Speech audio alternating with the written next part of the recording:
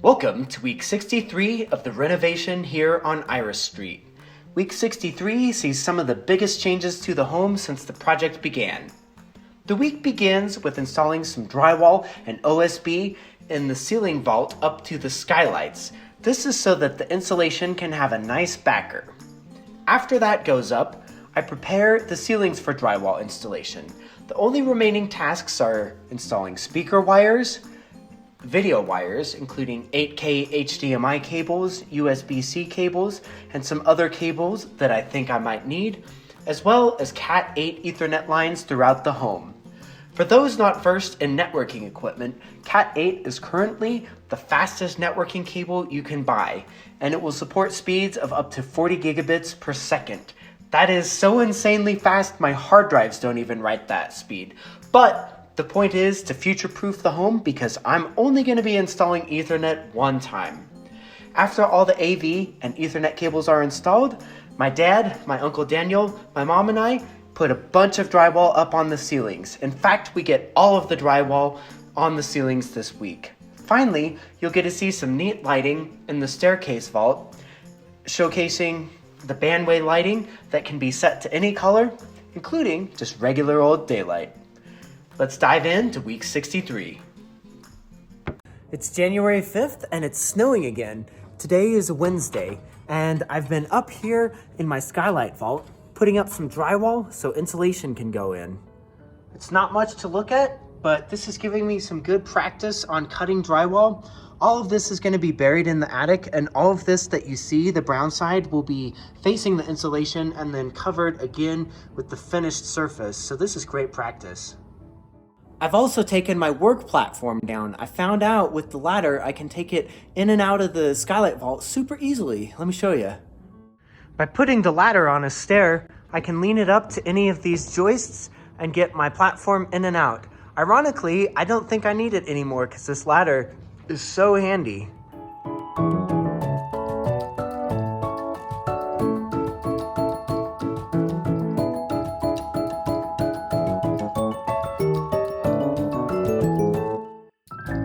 I've got a little extra OSB from my flooring project, so instead of drywall on this main cross section, I'm putting up OSB.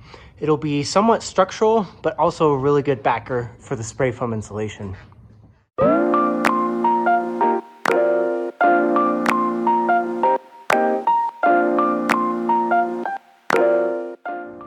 Thursday, January 6th.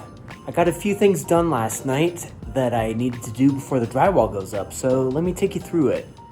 The first changes are in my office here, off of the family room. As you can see, there's a couple of new gang boxes. There's one here on the wall, that'll be a light switch, and there's another light switch over here. Both of these are for the desk nooks, and as you look up onto the ceiling, there's some circular gang boxes. So that's for a rail of lights over my first desk, and then that other blue gang box is for a second rail of lights over my other desk. There's another gang box now over here by the fireplace. So this is on one of the outlet circuits, but there's also a switch circuit now, and that goes over here to the fireplace area. As it turns out, the fireplace will need a little bit of electricity to start that coil. Actually, I don't know the right terminology, but it needs a switch, so I've roughed it in. The last thing to do in the family room is to rough some wires for the speakers that will go on the ceiling. I'll do that next.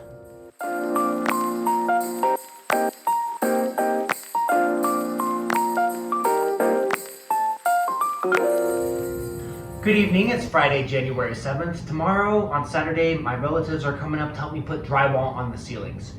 We're pretty much ready to go. The last thing that needs to happen tonight is Ethernet cable to all the rooms, some speaker cables up here in the family room, as well as some HDMI cords and Ethernet to this AV system in the living room.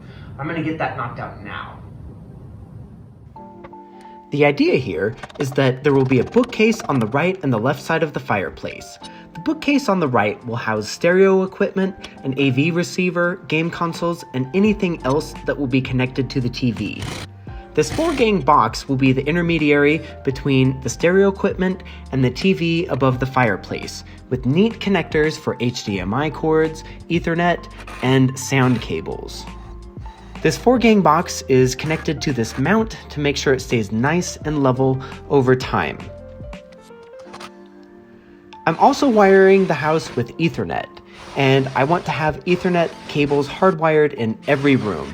In some rooms, there's multiple Ethernet cables, such as in the living room for the TV and stereo equipment. Everything will route neatly down into the laundry room, which will double as a server room. I'm using Cat 8 Ethernet cable on this project because honestly, it's the best Ethernet cable you can buy right now. It has a data throughput rate of 40 gigabits a second, which is faster than any networking hardware I'm going to be able to afford. I'll probably get 10 gigabit.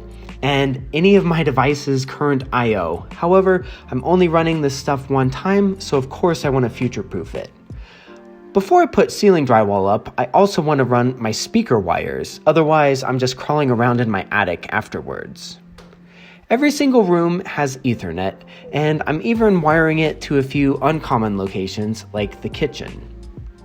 Again, the AV area here has multiple Ethernet cords because I want to cut down on the number of hubs and switches I have in the home, centralizing as much networking hardware as I can to the basement server-laundry room.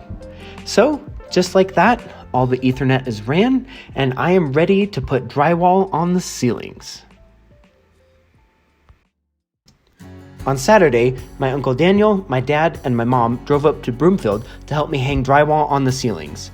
This is our first sheet, and we're starting in Charlie's bedroom, or bedroom number 2.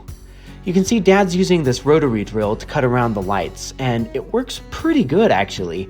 It makes a little bit of dust, but by the end of the day, I was really good at this. The trick seems to be go clockwise on the inside cut and counterclockwise on the outside cut.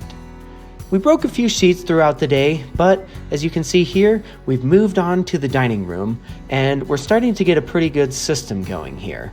It helps to have a lot of people to help load the drywall onto the lift, but then it only takes a couple of people to get it up there. Many times we got our lengths just a little bit off, so we'd have to trim the end by a 1/4 inch or a 1/2 inch. It doesn't sound like that much, but it makes a big difference.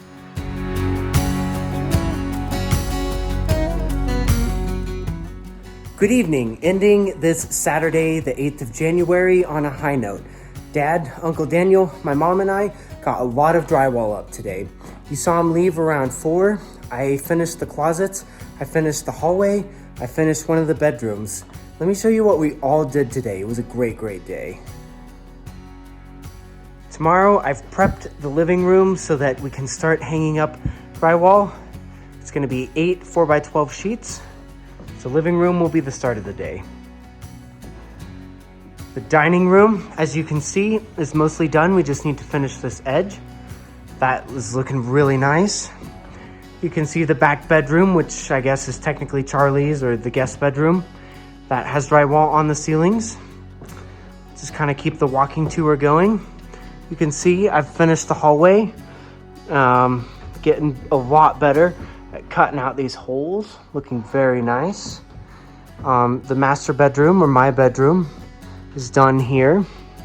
I've even got the bathrooms cleared out so that nothing is in the way to hang drywall on these ceilings.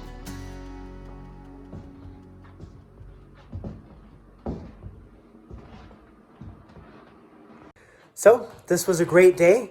I'm gonna take a sponge bath and call it a night. My Uncle Daniel and my dad are coming back up tomorrow, so we should be able to knock out the living room, the kitchen, and hopefully the office. We'll see you tomorrow. After one day of drywalling experience behind us, we started Sunday with a little bit more confidence. We decided to tackle the living room first. It would only require 8 sheets, and we offset them to prevent as many seams as we could from lining up in the same place. Everything went really smoothly. We got sheets up, and the fit was starting to get really tight. Eventually, I would cut speaker holes in the ceiling, but for now, I cut little 3-inch holes just so I could fish my wire through for now. We finished the living room right around lunchtime and moved on to the kitchen from there. The kitchen was pretty easy. Just 3 sheets right down the middle and a couple of holes in each one. Sunday, January 9th, end of the day. It's been a great day. Uncle Daniel and Dad were up here again, and we got a bunch of drywall knocked out. Almost all of the ceilings are done. Let's take a quick tour here. Check out this living room. We've got all of our lights and everything in. You can see there's some holes for speaker wire. 4 speakers in the ceiling. The kitchen is also done. Beautiful. If we turn around here, can walk into the study. The study is also done. My dad's been calling it the study. I call it the office. Kind of like the study. You can see I've got gangs in the middle there for the rail lights that haven't been installed yet, but will. So that's good. And yeah, I've got a few more holes for these gimbal lights to cut out. You can see these 6 over the fireplace are done, but my 4 over the piano are not done. So I'm gonna cut those out next.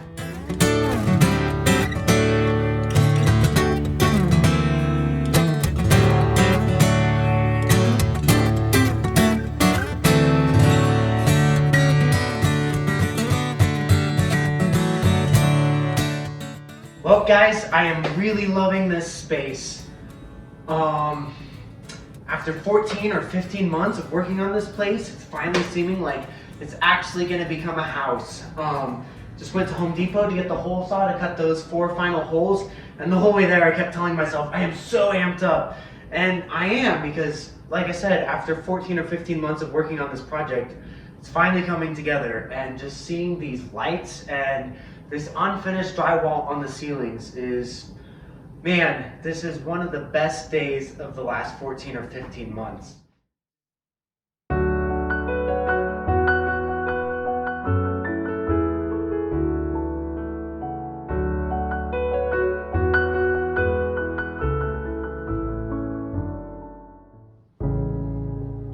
Check out this awesome night lighting. I am loving this staircase more and more.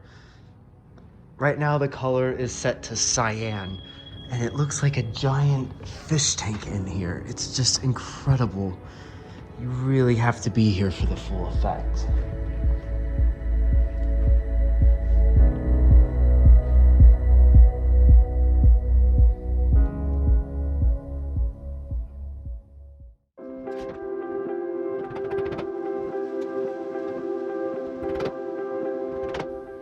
Houses aren't perfect, and this house is no exception.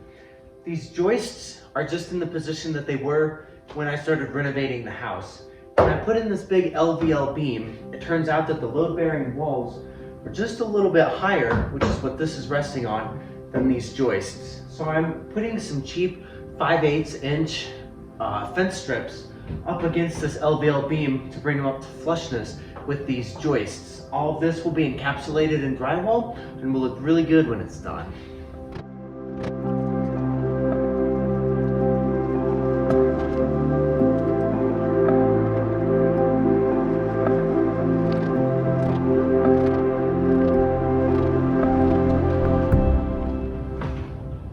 The next part of the process involves putting some of this shimming up on these joists.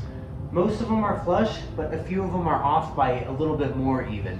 So by gradually bringing up everything to this board, I'm gonna have a nice transition from the joists out there to this big LVL beam. You won't even notice it.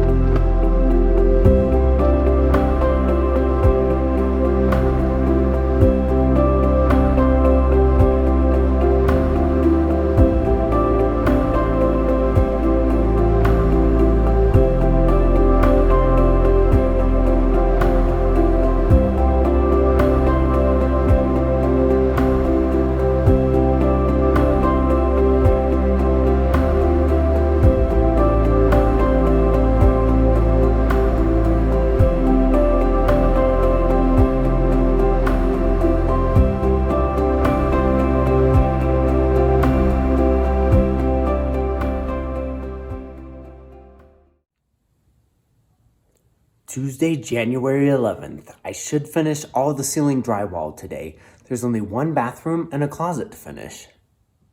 The remaining bathroom is the master bedroom bathroom. It's a 4x9 foot bathroom, so I should be able to knock this out with a single 4x12 sheet cut to length. The closet to finish is this linen closet, and it's almost already totally encapsulated with various bits of joists and blocking and things, but I'll put some drywall up there. But first, I'm gonna run this 2-inch PVC conduit from the attic all the way down to the basement, right through this wall here of the closet. It'll go up, zoop, right through there. So why the conduit, you ask? Well, that room right underneath in the basement is the mechanical-laundry room where all the computer servers and hardware are gonna be. So if I ever need to run an additional Ethernet line anywhere on the first floor, that conduit is gonna provide the perfect way for me to drop it from the attic down into the basement without having to fish wires through walls. I'm about ready to cut that final piece of drywall for this bathroom, but first I had to even out the ceiling and install some blocking. This little 2x4 up here isn't structural, but I popped it in so I could hang some drywall on it. Also, right down the middle, you can see I had to put about 4 strips of cardboard down. This joist was really crooked. In fact, you can see this one was crooked too. I had to put a shim to even out this vent fan.